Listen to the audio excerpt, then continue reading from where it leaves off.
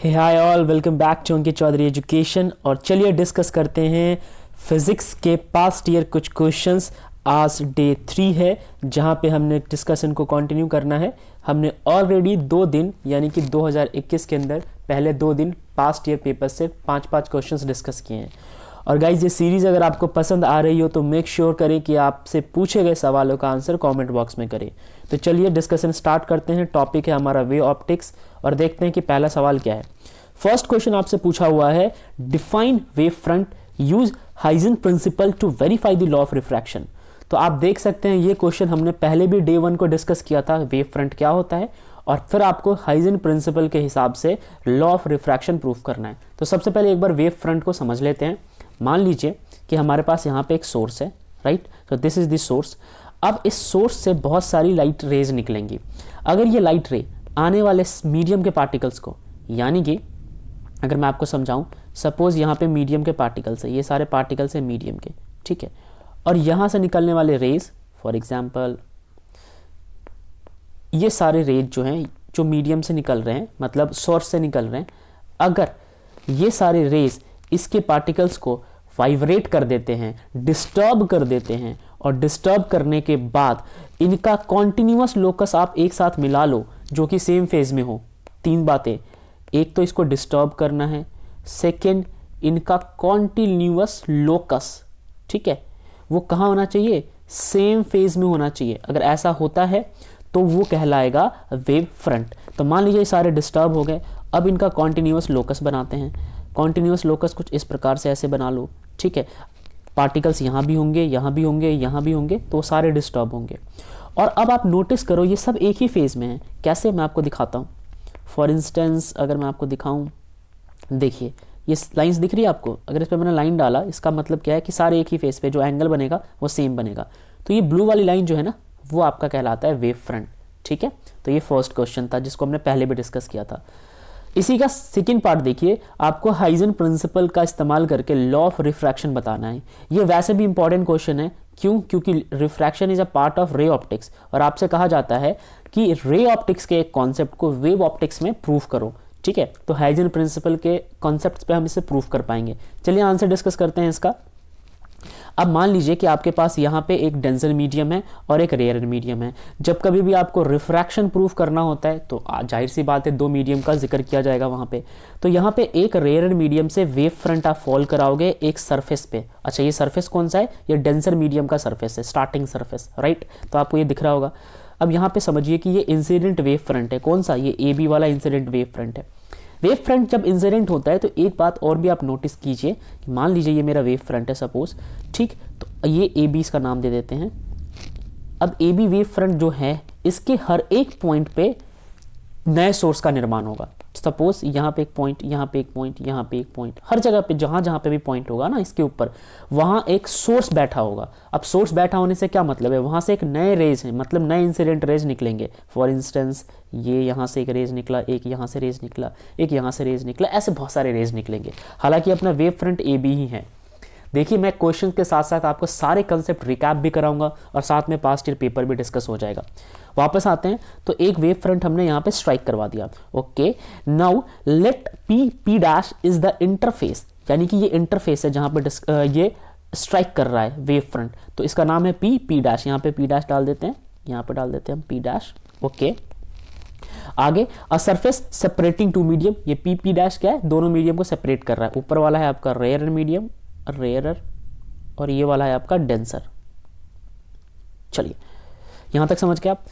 A light plane wave front AB coming from medium 1, तो medium 1 से ये plane wave front AB जो है वो आ रहा है, फाइन।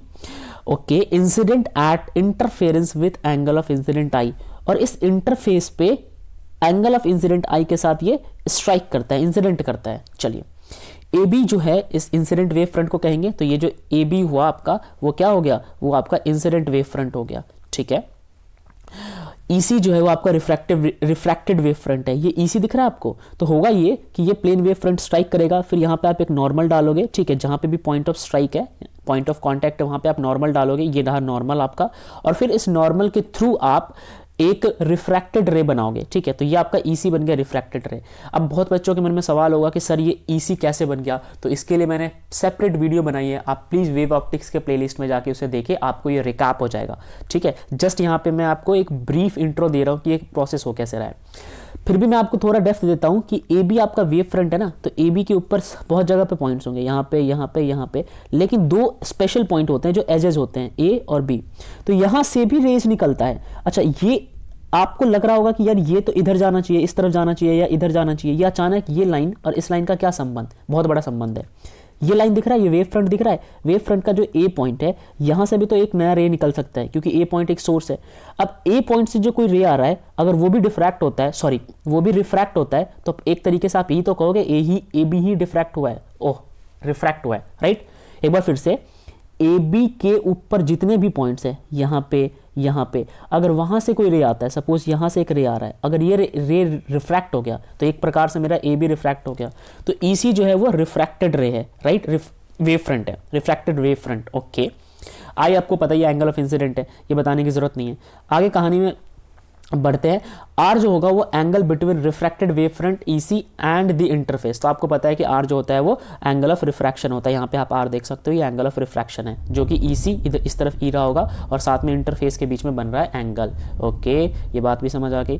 चलिए अब एक चीज समझिए, if medium 2 is optically denser, जो कि है मीडियम 2 हमारा ऑप्टिकली डेंसर, ये ऑप्टिकली डेंसर मीडियम है, okay, and tau is the time in which disturbance from B reaches at C, okay.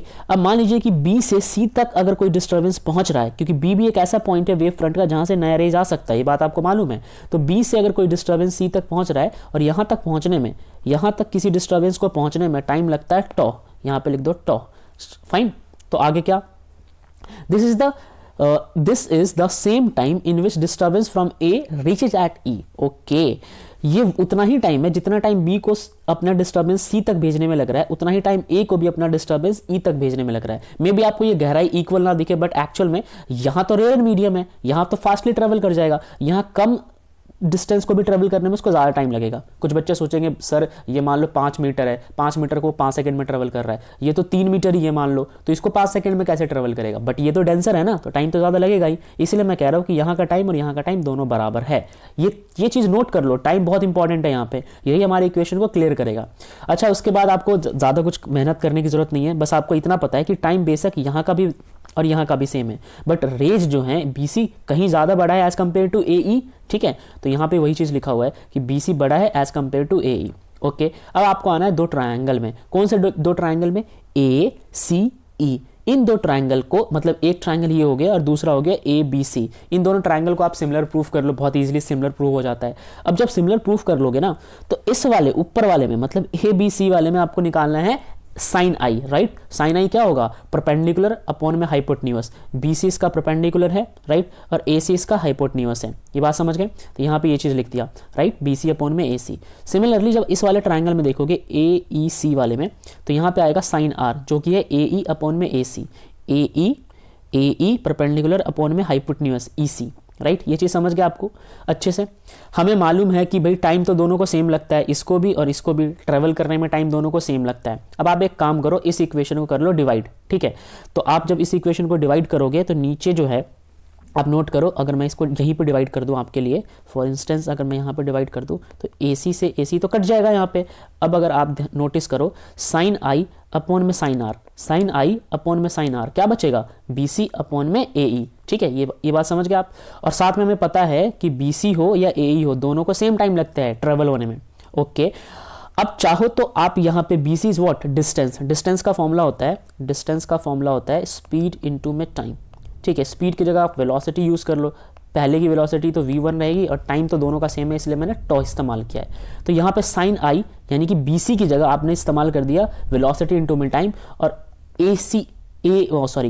कहाँ गया आपका AE की जगह, यस AE की जगह भी आपने इस्तेमाल किया वेलोसिटी इनटू में टाइम। अब दोनों का टाइम सेम है, ठीक है, ये बात याद रहे। तो फर्दर मैं फिर रिपीट कर रहा हूँ, टॉ से टॉ भी कट जाएगा, यहाँ पे टॉ से टॉ कट जाएगा, तो क्या बचा, velocity of one medium divided by velocity of second medium. और आपको मालूम है कि दो वेलोसिटी का जो रेशियोज होता है वो एक कांस्टेंट देता है, and that constant is equal to Snell's law. अब मुझे एक बात बताओ, ये सबसे इंपॉर्टेंट है। स्नेल्स लॉ आपने कहाँ प्रूफ किया था? स्नेल्स लॉ सब बच्चों ने प्रूफ किया होगा रिफ्रैक्शन के अंदर। कहाँ किया होगा? रिफ्रैक्शन के अंदर। भाई हो गया ना, वेव फ्रंट का इस्तेमाल करके आप रिफ्रैक्शन प्रूफ कर पा रहे हो, यानी कि आपने सेकंड पार्ट सॉल्व कर दिया।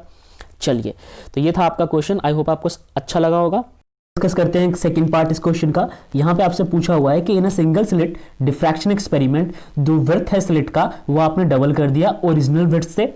अब आपसे पूछा है कि किस तरीके से वो साइज डबल होने के बाद इफेक्ट करेगा इंटेंसिटी जो कि सेंट्रल डिफ्रैक्शन बैंड की होने वाली है। अब इस क्वेश्चन को समझते हैं, क्या पूछा है, एक्चुअल मीनिंग क्या है इस क्वेश्चन का, राइट। तो देखिए यहाँ पे मैं ड्रॉ करता हूँ आपके लिए वो स्लिट जो कि जिसका साइज हमने डबल करना है। तो let me draw this, fine, okay. So यहाँ पे हमने ड्रॉ किया एक स्लिट, ठीक है, ये है मेरा स्लिट। अब ये जो गैप दिख रहा है ना, ये है विड्थ। सवाल में ये पूछा है आपसे कि इसका अगर साइज डबल कर दोगे तो क्या होने वाला है स्क्रीन के ऊपर जो फ्रिंजेस ऑब्टेन करते हो ना उसका। तो चलिए इसका साइज डबल कर देते हैं। मान लीजिए कि ये साइज ऐसे था कुछ, अब हमने इसका साइज डबल कर दिया, ठीक है। साइज डबल करने से एक घाटा ये होता है कि नंबर ऑफ वेव्स जो पास हो रहे थे वो पास एज इट इज हो जाएंगे विदाउट डिफ्रैक्ट हुए। यस, समझाता हूं मैं आपको। देखिए मान लीजिए यहाँ से वेव्स थे, ठीक है, अब इसका साइज थोड़ा कम खुला हुआ है तो बहुत सारे वेव्स इस एजेस से, दिख रहा है आपको, ये एजेस से टकराएंगे, यहाँ से भी टकराएंगे। अब मैं कलर चेंज करके बनाऊँ आपके लिए, let me change the colour, fine.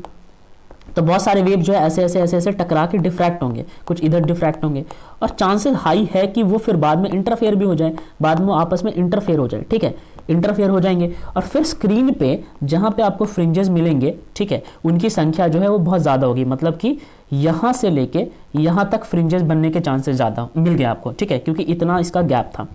अब अगर गैप बढ़ गया तो घाटा क्या होगा, ये देखो, मैं इसको हटाता हूँ, क्लियर करता हूँ।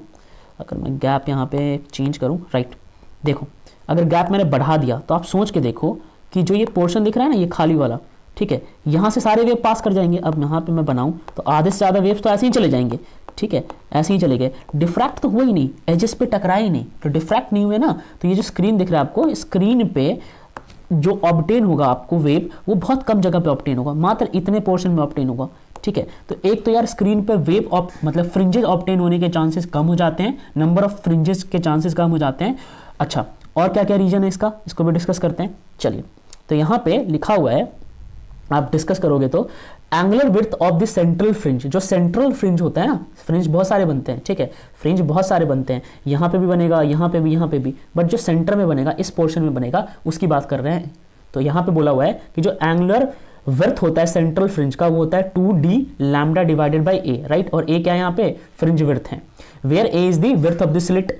अच्छा, hence if width of the slit is made double the fringe width became half, तो फ्रिंज विड्थ जो है वो आधी हो जाएगी, ठीक है, ये आधी होगी, पहले यहाँ तक जा रही थी, अब केवल आधी होगी, ठीक है। चलिए इसका आंसर और भी आगे हैं।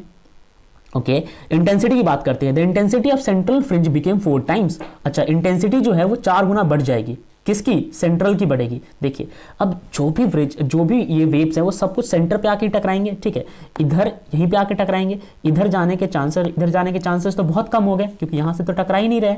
तो जो सेंटर पे फ्रिंज बनेगा उसकी इंटेंसिटी 4 टाइम्स इंक्रीज कर जाएगी। ये बात भी समझ गए आप। चलिए ओके, और एक और चीज है यहाँ पे, एक और पॉइंट यहाँ पे कि this is because the area of the central diffraction band would became 1/4। Okay, तो ये चीज मैंने आपको समझा दिया कि एरिया जो है ना सेंट्रल डिफ्रैक्शन का वो 1/4 कम हो गया है, तो सारी इंटेंसिटी जो है यहीं पे आ जाएगी। आपको पता है ना, जब इंटरमिक्सिंग होती है, इंटरमिक्सिंग होने के बाद अगर जो भी चीज सेंटर पे बनता है उसी को हम कहते हैं सेंट्रल ब्राइट फ्रिंज, ठीक है, ये चीज आपको पता है।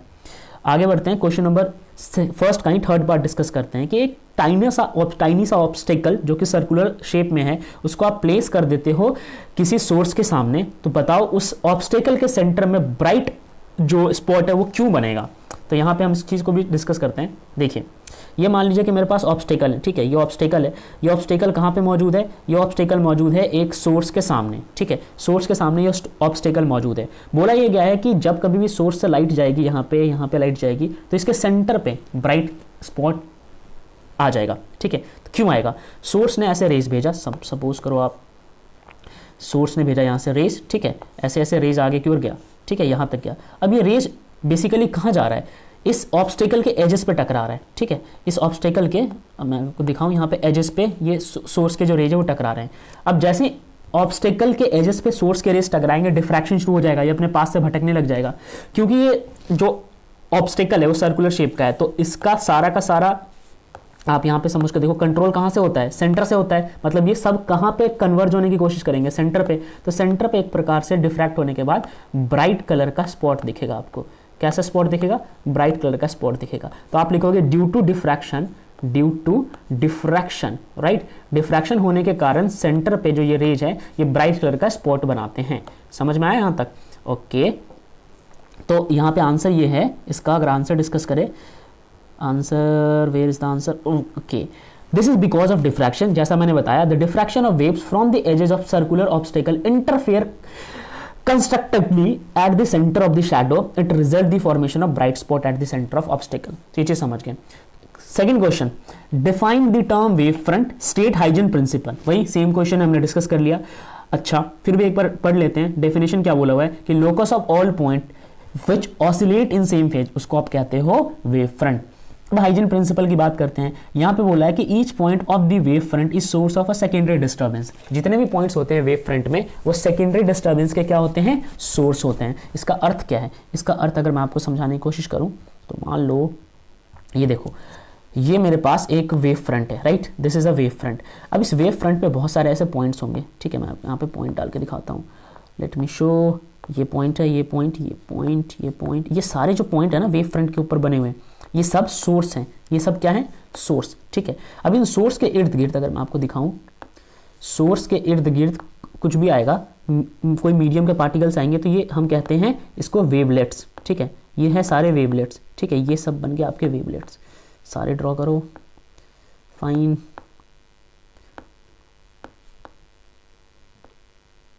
ओके, तो देखो, एक तो यार हाइजन प्रिंसिपल में ये कहा जाता है, कहाँ गया क्वेश्चन? ओके, कि each point of the wave front is a source of secondary disturbance. तो जितने भी पॉइंट्स होते हैं वेव फ्रंट पे, वो सोर्स होते हैं सेकेंडरी डिस्टर्बेंस के, ठीक है। अभी सेकेंडरी डिस्टर्बेंस भी आएगा आपके सामने, ठीक है। नेक्स्ट है, यहां पे लिखा हुआ है and the wavelets emanating from these points spread out in all direction. और जितने भी वेवलेट्स इसमें से निकल रहे हैं, वो सभी दिशाओं में जाएंगे। सभी दिशाओं से क्या मतलब है मेरा? आप सोच के देखोगे, इधर भी जा रहा है, इधर भी जा रहा है, इधर भी जा रहा है, तभी तो सर्कुलर बन पाया। ओके, अब इस वेवलेट पे अगर आप कोई टेंजेंशियली लाइन ड्रॉ करोगे, वो डिफाइन करता है कि सेकेंडरी वेव फ्रंट। फिर से सुन लो, ये पीले वाला है प्राइमरी वेव फ्रंट, ये ब्लू वाला है वेवलेट, वेव फ्रंट नहीं। अब इस वेवलेट पे अगर टेंजेंट डाल के मिला लोगे तो वो डिफाइन करेगा सेकेंडरी वेव फ्रंट को। तो आप टेंजेंट डालोगे तो पता चलेगा कुछ इसी प्रकार से डाला है टेंजेंट, जैसा मैं अभी डाल रहा हूँ, ठीक है। तो जो सेकेंडरी वेव फ्रंट बन के आया है वो भी कैसा है? वो भी स्फेरिकल ही बना है यहाँ पे इस केस में। तो ये चीज समझ गए? ये था हाइजन के प्रिंसिपल, ठीक है। तो यहाँ पे देखते हैं, चलिए, तो ये भी हमने डिस्कस कर लिया। अच्छा, नेक्स्ट है यहाँ पे सेकंड पॉइंट है कि the shape and position of the wave front after time T given by. तो ये चीज़ है कि भाई टी टाइम के बाद इसका शेप कैसा होगा, ठीक है, कैसा होगा? तो ये स्फेरिकल होगा, ये मैंने आपको बता दिया, ठीक है। चलिए, अब डिस्कस करते हैं इसी क्वेश्चन का second part. Consider a wave front incident on a thin convex lens. मतलब बोला ये कि कन्वेक्स लेंस दिख रहा है आपको, ठीक है, ये आपको दिख रहा होगा कन्वेक्स लेंस। मैं यहाँ पे दिखाता हूँ अच्छे से, ये रहा कन्वेक्स लेंस, ठीक है। यहाँ पे आपने एक प्लेन वेव फ्रंट इंसिडेंट करवाया, तो आपको पता है कि वेव फ्रंट के हर एक पॉइंट पे, प्लेन हो चाहे कोई भी हो, हर एक पॉइंट पे एक नया सोर्स होता है, ठीक है। आपको करना ये है कि 3 सोर्स मान लो। कौन से 3? 2 तो एजेस वाले, ठीक है, एक सेंटर वाला। यहाँ से रेज जाएंगी और ये सारी रेज जो है यहाँ पे जाके फोकस पे मिल जाएंगी, इधर से सारी फोकस पे मिल जाएंगी। मुद्दा ये नहीं था, मुद्दा ये था कि यहाँ पे क्या बना रहा है। तो यहाँ पे आप नोटिस करो, ये ट्रांसवर्स वेव बना रहा है। क्या बना रहा है? ट्रांसवर्स वेव बना रहा है। तो जो इंसिडेंट होने के बाद रिफ्रैक्टेड वेव फ्रंट है वो ट्रांसवर्स वेव फ्रंट है एक प्रकार का। तो आंसर यही है कि क्या ये ट्रांसवर्स वेव फ्रंट बनाता है कन्वेक्स लेंस से पास होने के बाद? बिल्कुल बनाता है। हमें कैसे पता ट्रांसवर्स वेव फ्रंट? तो ट्रांसवर्स में जो प्रोपगेशन होता है वो तो आगे की ओर होता है, तो वो फोकस की तरफ जा रहा है, मगर मीडियम के particle to and fro motion करते हैं। ये चीज समझ के आप। क्वेश्चन नंबर 3 अगेन वही, define wave front, use Huygens principle. तो इन क्वेश्चंस को बार बार लाके मैं ये शो करना चाहता हूं कि इनकी इंटेंसिटी कितनी है, कितनी टाइम्स रिपीट हुई है। हर बोर्ड एग्जाम में पूछा गया है, तो प्लीज एंड प्लीज आप इसको अच्छे से सॉल्व कर लो और याद रख लो। एंड लास्ट क्वेश्चन है आज का, compare Maxwell electromagnetic theory with Huygens wave theory of light, define incident angle of light wave. तो एक तो यार मैक्सवेल के इलेक्ट्रोमैग्नेटिक थ्योरी को हाइजन के वेव थ्योरी से कंपेयर करने को बोला गया है। तो आंसर है both theory treat light as a wave in nature. दोनों थ्योरी में कोई कंफ्यूजन नहीं है कि लाइट वेव फॉर्म में होता है, दोनों ने यही कहा था। However electromagnetic theory, light does not need any medium. Electromagnet को किसी मीडियम की जरूरत नहीं पड़ती है। आप सोच के देखो, सूरज से कोई रोशनी आ रही है, उसको कोई मीडियम चाहिए क्या? बीच में तो हजार अलग अलग तरीके के मीडियम्स होते हैं, कहीं तो मीडियम होता भी नहीं है, फिर भी लाइट आ जाती है ना। तो इलेक्ट्रोमैग्नेटिक रेज है, ठीक है, इलेक्ट्रोमैग्नेटिक वेव्स है। While by Huygens wave theory there is a medium, ठीक है, तो हाइजन के हिसाब से मीडियम होना चाहिए अगर वेव को ट्रेवल करना है तो। That is why he assume a hypothetical medium either through which light wave travel in vacuum. तो हाइजन ने हर जगह वेव को ट्रेवल कराने के लिए एक मीडियम को जरूर माना था। सेकेंड पार्ट है define incident angle of light wave. तो angle of incident wave front with the interface is called incident angle of light wave. बहुत सिंपल सा आंसर है, आप इसको खुद से भी पढ़ के समझ सकते हैं। तो मैं उम्मीद करता हूं आपको आज का सेशन पसंद आया। अगर सेशन पसंद आया तो प्लीज आप इस वीडियो को लाइक करें और उम्मीद करें कि सारे क्वेश्चंस आप रिकैप कर ले। मिलते हैं अगले सेशन में।